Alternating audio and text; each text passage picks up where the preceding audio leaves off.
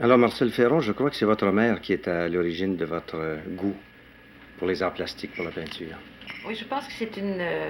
Dans mon enfance, je me suis identifiée avec ma mère à partir du fait que j'avais retrouvé sa boîte de peinture. Elle était morte dans mon enfance, très, très jeune enfance. Alors, quand j'ai trouvé sa boîte de peinture, je me suis dit, enfin, j'avais 12 ans et je me souviens très, très bien, moi, je m'étais dit, je serai peintre. En somme, je ferai ce qu'elle n'a pas pu faire. Elle n'a pas pu continuer à s'exprimer, enfin, à cause du milieu, en fait, des mœurs de l'époque. Et ça m'est apparu très clairement. Elle représentait pour moi aussi tout un monde de finesse. S'intéressait à l'astrologie. C'était une femme très, très, très simple, mais qui était très sensible, je crois, à tous ces Dans quelles valeurs. circonstances vous avez trouvé sa boîte de peinture? J'étais allée faire. Il y avait un endroit tabou dans la maison, hein, et c'était les souvenirs de mon père. Alors c'était une valise, une malle, hein, comme on trouve dans les contes d'enfants. Et dans cette malle, il y avait tous les gants de ma mère, les fichus, en fait tous les objets qui m'avaient fasciné, que je ne connaissais pas. Et il y avait cette boîte. Alors j'ai volé cette boîte de peinture. Et pour moi, c'était énorme ce vol. Ça m'est resté sur la conscience pendant des années, quoi. Vous aviez quel âge à ce moment-là? J'avais 12 ans. Est-ce que c'est à cause de cette boîte de peinture comme ça qui semble vous avoir marqué dès le départ, quand vous étiez petite fille, que la couleur vous a toujours fasciné par la suite? Ça, c'est pas. Évidemment, ça, c'est un geste précis dont je me souviens, mais aussi un autre souvenir, quand j'étais très, très jeune, disons, à 4 ans, j'étais enfermée dans un hôpital. Et on fermait une porte, et ça, j'ai une mémoire très précise de ça. On fermait la porte avec une vitre biseautée, où on ne pouvait pas voir les gens. Et pour moi, par exemple, quand les bonnes sœurs passaient avec les processions et les chapelets, j'adorais ça. Et c'était un spectacle, c'était le théâtre pour un enfant. Et je me souviens que cette fenêtre fermée, hein, je hurlais pendant des heures. Et je pense que c'est ça qui m'a fait aimer le monde de la couleur, de la transparence, de la lumière. Enfin, je ne sais pas, c'est une explication, mais ce sont des souvenirs très, très précis pour moi, ça. Et après, évidemment, ça s'est enchaîné, mais est-ce que c'est ça les vraies raisons? J'en sais rien. Mais il semble que chez tous les créateurs, il y a toujours un moteur comme ça, et qui n'est pas tellement de l'ordre de la conscience, mais qui est plutôt de l'ordre des sensations profondes. Ah oui, probablement. Oui. Certainement, c'est probablement les grands moteurs, d'ailleurs, nous sont inconscients. Donc, vous êtes allé au couvent? Oui, j'ai été au couvent et pour moi, c'était très curieux aussi, parce qu'on était élevés comme mon père nous élevait, on vivait dans la nature, dans le bois, on avait une part d'une vie assez sauvage, extrêmement libre. Et on lisait tout, hein, c'était, la liberté était de coutume dans la maison, on discutait de tout. Et après, ça faisait partie de son éducation, et ça faisait partie des mœurs de l'époque. On était enfermés dans un couvent, avec une grande robe noire, hein, et des cols raides. Et là, interdiction de lire, même Claudel était à l'index à l'époque. D'abord, j'ai été renvoyée d'un premier couvent pour lecture, enfin, à l'index, dite à l'index par Saint-Jean, ou l'abbé Bethléem de l'époque. Et c'était qui cet indexé que vous aviez lu? Ah, c'était, les gens à l'index, c'était Maritain, c'était Léon Blum, enfin, je veux dire, c'était pas aujourd'hui, alors on lisait que des pages choisies, enfin, tout ça. Enfin, vous dégoûtez, moi, ça m'a dégoûté de la poésie, par exemple, parce qu'on lisait le vase brisé de Sully Prudhomme, mais n'y touchez pas, il est cassé, enfin, des niaiseries comme ça. Et après, j'étais un an à Marguerite Bourgeois. Et là, je me suis dit non, moi je m'en vais aux Beaux-Arts. Alors mon père, quand même, c'était pas régulier dans la famille, hein. Je pense bien qu'il comptait pas faire des artistes avec nous. Mais il avait par contre cette idée de nous élever et disant, je vous élève de telle façon que vous pourrez quitter ce milieu-là. Qu'est-ce qu'il faisait, votre père? Il était notaire et il s'occupait beaucoup d'affaires. Disons, en fait, c'est un homme d'affaires. Alors il nous élevait en somme assis entre deux chaises. On était élevés dans un milieu bourgeois, extrêmement gâté, choyé sur le plan argent et tout ça, et par contre, avec un esprit très, très, très critique de ce milieu-là. Moi, je me souviens, par exemple, disons que la première grève de Louisville, pour moi, a été un choc terrible. Parce que mon père analysait la situation. Il disait, regardez, les ouvriers sont payés à l'époque, par exemple, 18 sous de l'heure, c'est un scandale. Et papa, il était sans le savoir. Mon père, il était intelligent, il était socialiste, quoi. Mais il ne le savait pas. C'était un libéral, disons, en somme, ce qu'on appelle un vieux voltairien, au fond. Cette race de libéral qui, à l'époque, représentait une pensée libérale, quoi, tout simplement. Donc, c'est pour ça que quand vous avez décidé d'aller aux Beaux-Arts, il n'a pas dit non. Non, il m'a tout simplement dit, tu sais, ça me semble une carrière très difficile. Alors moi, je lui dis, ça fait partie de mes risques. tu nous as toujours élevés libres, mais payant les pots cassés. Alors je paierai les pots cassés s'il y a des pots cassés à payer. Alors il a dit, d'accord, c'est ton choix. Alors Bon. ça... Alors là, ça a été votre premier contact, si on veut, avec les arts plastiques, quand vous êtes Oui. entré à l'École des Beaux-Arts de Québec, je crois. Oui, de hein? Québec, oui. Bon, alors vous vous êtes senti comment quand vous êtes arrivé là-dedans? J'étais au fond... je ne sais pas, pour moi c'était un monde, c'était un mystère. Hein. Alors juste l'odeur de la térébenthine, des ateliers, ça me fascinait. Et après, finalement, il faut se replacer dans le contexte. Hein. C'était pas... Moi, j'aurais aimé apprendre des techniques, travailler sur du concret. Alors, on nageait, tout le monde, on copiait des vases antiques, on copiait des angelots, on fait des choses comme ça, mais c'était quand même un monde qui me fascinait. Mais après un certain temps, ce monde-là m'a paru dénué de toute réalité. Et surtout, quand on nous a dit un jour, écoutez, ça ne sert à rien de vous montrer des Renoirs, des Cézanne, et vous montrer l'enchaînement, ce qu'on avait demandé de toutes ces œuvres, le cheminement, hein, au point de vue historique et au point de vue social, parce que vous ne serez jamais capable d'en faire du pareil. Alors, si à 17 ans, on vous met un mur, hein, alors là, qu'est-ce qu'on fait? On saute la barrière. Alors, moi, j'ai ramassé mes tubes de couleur, je suis partie et je ne suis jamais revenue. Après combien de temps à l'école? Ah, ça avait été 1 an et demi, c'est tout. Mais à ce moment-là, vous avez commencé à peindre. Ah oui, mais je peignais tout le temps. Mais vous peignez en dehors de l'esprit de l'école. Ah oui, je peignais, c'est-à-dire, je peignais des choses qui étaient très curieuses, et c'est ça que quand j'ai appelé Bordua finalement, après 2 ans après avoir vu des tableaux de Bordua qui m'avaient été pour moi un choc incroyable, j'en ai eu mal à la tête pendant 2 jours, je me suis dit, là, voilà. Hein, là, il se passe quelque chose. Mais d'une façon comme une taupe qui cherche son chemin. Mais vous, qu'est-ce que vous peigniez quand vous étiez à l'école? Alors moi, je peignais après l'école. À l'école, je peignais les natures mortes qu'on nous faisait faire. Je faisais comme tout le monde, quoi. Et après l'école, je peignais, disons, une peinture symbolique. Hein. C'était toujours des espèces de personnages doubles. Un homme, une femme. La femme était verdâtre et l'homme derrière était noir. C'était assez sinistre et très morbide. Mais ces personnages étaient dans des cimetières. Et les cimetières étaient peints abstraits. Hein? Et là, c'était peint au couteau et c'était coloré. Alors, quand Bordua avait vu ces tableaux-là, je lui dis, je ne m'en sors pas, où est-ce que je m'en vais? Je ne sais pas en fait qu'est-ce que c'est que la peinture et tout ça. Alors, il m'a dit, les personnages, ça vaut rien. Mais par contre, les cimetières, ça, c'est de la peinture. Alors là, pour moi, c'était une révélation. Hein. Je l'ai regardé, je lui ai dit, vous êtes le premier artiste que je rencontre. Et je me suis mis à pleurer comme un veau. Alors lui, il était tout intimidé, il ne savait pas. C'est seulement en France, hein, parce que là, j'ai changé de milieu, que je me suis mis vraiment à aborder la couleur de front et à vivre. Et pour moi, c'était ensemble, c'est ça l'étape, d'arriver à la liberté. Et c'est depuis ce moment-là que, justement, la couleur vous fascine et ça ne vous lâchera jamais, je crois. Oui, mais c'est ça, c'est que elle m'a toujours fascinée. Mais pour exprimer, si on est coincé dans un monde, disons, un peu maladif, on n'arrive pas à la sérénité. Alors moi, je considère que pour moi, peindre, c'est un outil de transformation. En somme, on se sculpte, on vieillit mal ou bien. En somme, l'artiste se transforme lui-même en transformant son style et ses tableaux.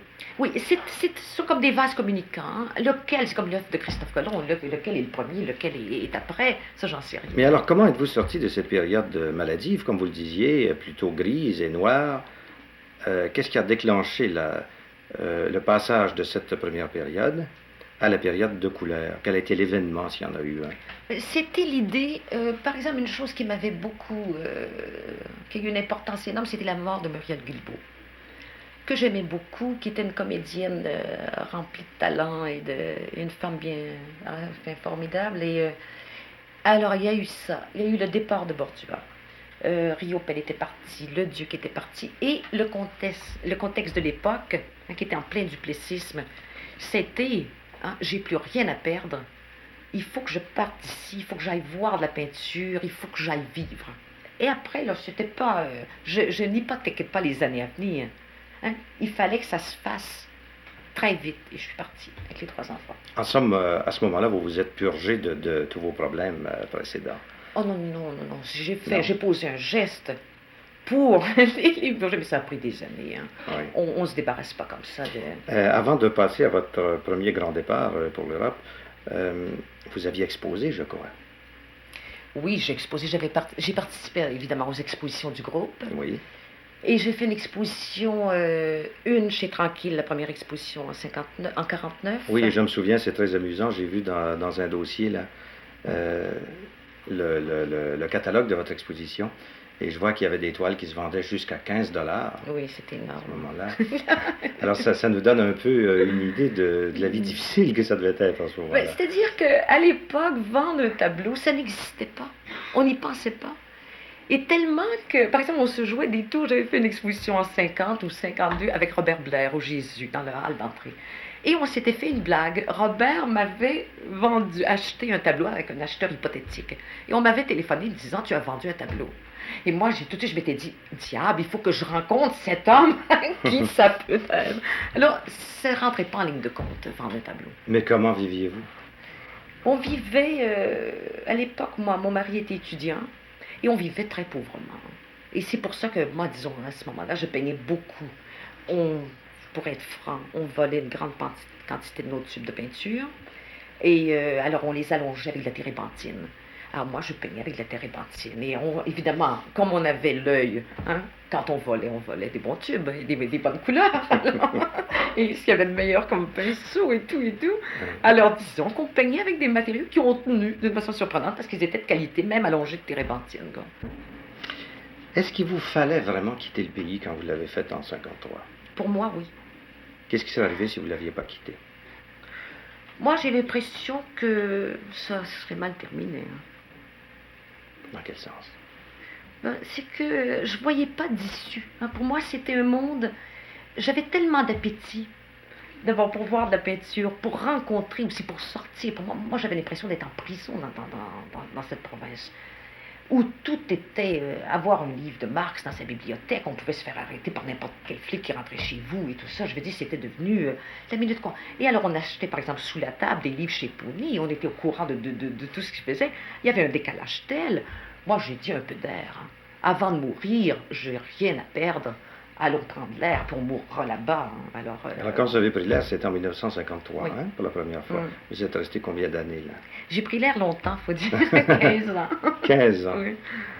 Mais je suis toujours venue au Canada, au Québec, tout le temps. Oui, parce que je crois que vous avez déjà dit que vous avez toujours eu un pied en Europe et l'autre au Québec. Oui, pendant toute une époque, j'ai eu les deux pieds en Europe. Quand j'ai immigré, là, disons, moi, j'émigrais dans un sens. Et pendant 4 ans, je suis restée très fâchée, disons, émotivement, là. Pour moi, le Canada et le Québec, c'était fini. Niette zéro, tu ne me reverras plus jamais. Bon.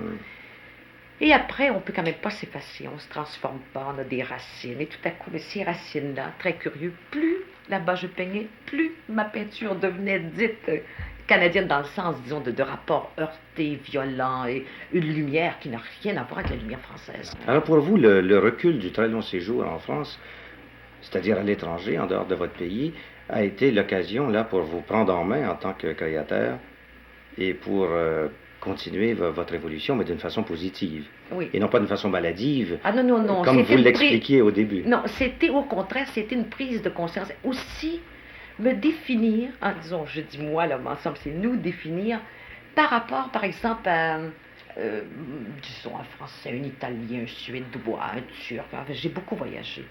Et c'était toujours, ensemble, inconsciemment, hein, c'est qu'on se précise.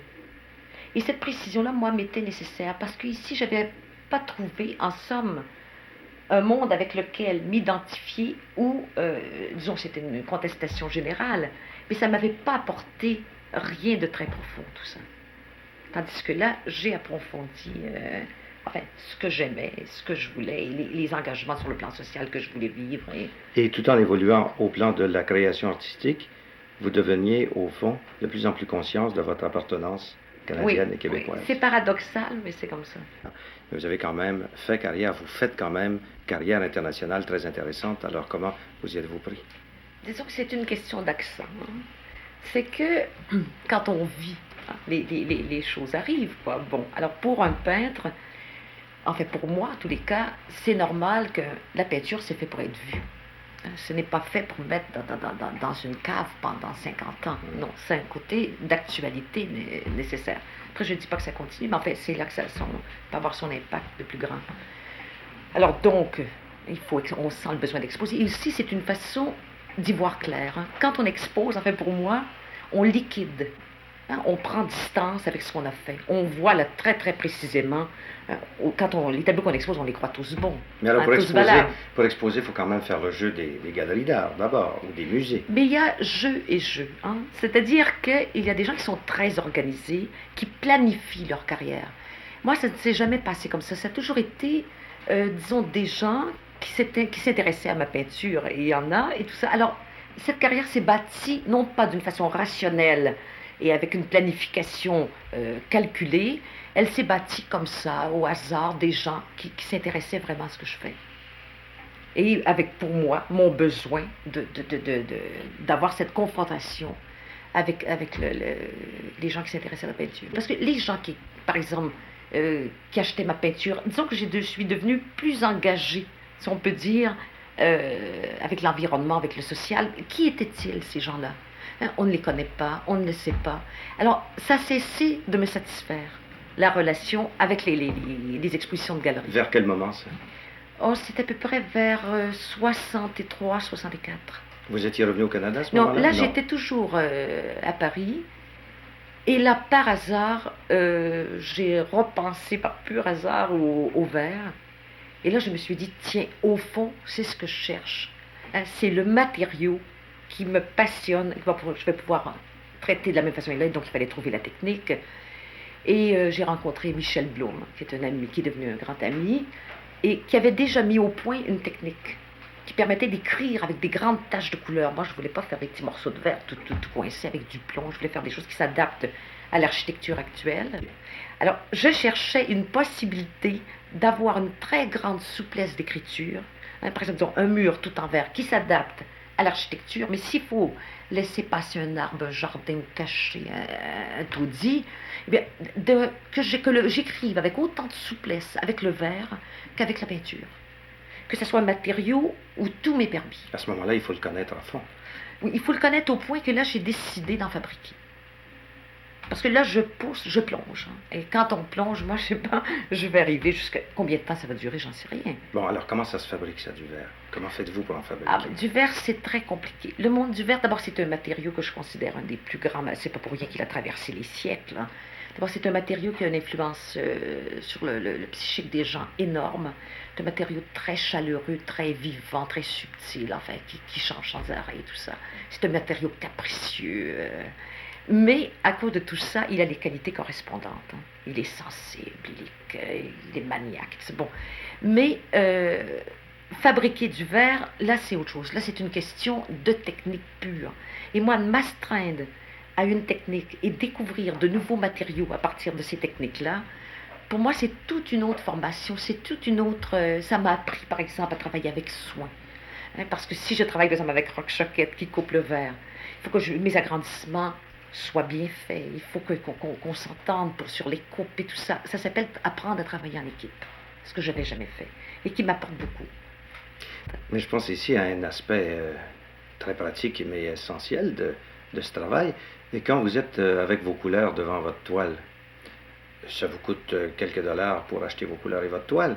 Mais actuellement, avec cette entreprise de hauts fourneaux et de recherche de laboratoire, j'imagine que ça coûte beaucoup plus cher d'une part. Et deuxièmement, ensuite, si ça débouche quelque part, si vous faites un mur comme votre station de métro, par exemple, oui. Là, il faut que vous deveniez un homme d'affaires, il faut que vous deveniez presque un industriel, au fond. Non, moi, je pense qu'il faut être réaliste. Je n'aurai jamais l'étoffe d'un bon homme d'affaires, même si on n'est pas trop bête. Mais est-ce que vous ne vous engagez pas dans quelque chose, justement, qui demande ces qualités-là? Non, parce que, justement, l'usine où je travaille, ils sont très, comment je dirais ça, c'est une merveilleuse collaboration. Alors, eux prennent sur eux tout l'aspect affaires, comptabilité, devis et tout ça. Me fournissent en somme le local, les matériaux, l'électricité, disons tout. À moi, tout ce que j'ai à faire, c'est dans un sens d'expérimenter. Et ça me passionne. Alors moi, je reste dans mon monde, hein, où je peux être efficace, mais je n'essaie pas de devenir ce que je ne serai jamais. En vous entendant parler comme ça, je me rappelle ce que vous avez dit au début, quand vous parliez de la société et que vous avez toujours eu conscience, plus ou moins, de la réalité sociale et politique qui vous entourait.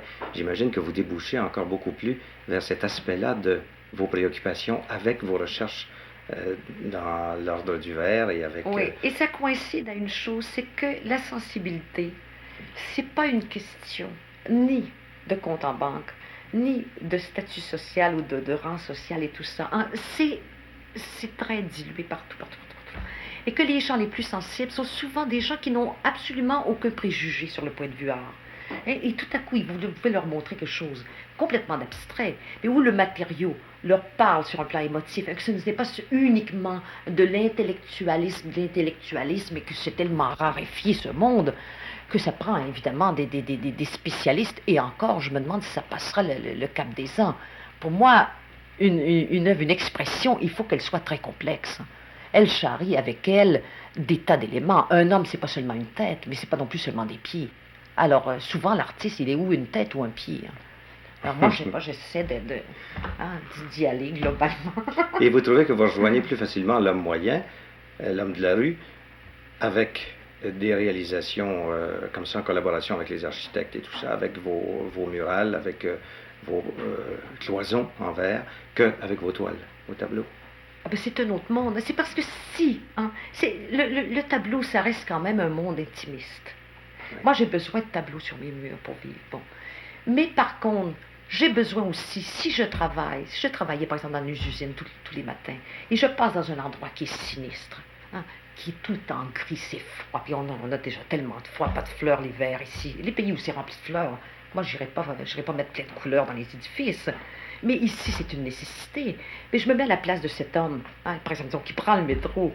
Si moi, je peux lui apporter un peu de gaieté, un peu de joie de vivre et puis un peu de confiance en lui, hein, parce que je crois à des influences comme ça, et une forme de conscience aussi, hein, qui est souterraine, qui n'est pas rationnelle, mais qui a un cheminement beaucoup plus long aussi, et beaucoup plus profond peut-être. Je pense que si l'artiste continue à être enfermé comme il est, et à se prendre pour un homme qui descend de la lune, très spécial, et là, tout. Je regrette, mais moi je ne regrette pas. Parce que si, par exemple, je fais une verrière, et que je travaille, par exemple, disons, avec Roch Choquette qui coupe le verre, et tout à coup, on discute de l'analyse d'une coupe. Lui, à ce moment-là, son point de vue fait que moi j'écoute ce qu'il dit, et la création devient une participation. Si je n'en tenais pas compte du tout, je regrette, mais le travail ne serait pas bon. Et le verre casserait, ou je ne sais pas, il y aurait des pépins assez énormes. Alors, disons que c'est un petit exemple, mais si on reporte ça à tous les niveaux, il y a d'accord la conception d'une chose, mais une chose, la conception, c'est plus le tableau, là. Que ce soit un environnement de ça. L'ingénieur qui y participe, le chimiste, ça transforme une idée, ils la font évoluer. Oui, mais à vous, qu'est-ce que ça donne actuellement, l'enseignement? Mais ça m'a appris d'abord à dire que c'est bien joli d'avoir... disons, on peut dire une chose, qu'après 21 ans, j'ai développé un œil. Bon, un outil, pas plus que ça, peut-être. Mais que de formuler cette expérience-là, de la faire sentir, que finalement c'est beaucoup plus important et que c'est pas tellement, je reviens avec ça, même en somme, l'attitude que j'ai toujours eue vis-à-vis de la peinture, je la retrouve à travers les élèves, c'est que c'est pratiquement, je peux dire, de la philosophie. C'est une façon pour libérer, pour enlever les inhibitions, s'exprimer, c'est ça. Et on se rend compte que c'est ça le phénomène essentiel. Et que l'homme, avec tout l'enseignement actuel, par exemple, où les jeunes ont tellement d'informations qui viennent à droite, à gauche, et ils sont bombardés, saturés d'informations, mais qui va choisir, qui va sélectionner? C'est lui. Donc il faut qu'il ait une formation là, et non pas une information, pour être capable de choisir, qu'il tente, qu'il risque, mais qu'il ne soit pas terrorisé par toute cette information. En somme, vous avez l'impression de leur donner ce que vous auriez aimé que l'on vous donne quand vous étiez à l'École des Beaux-Arts.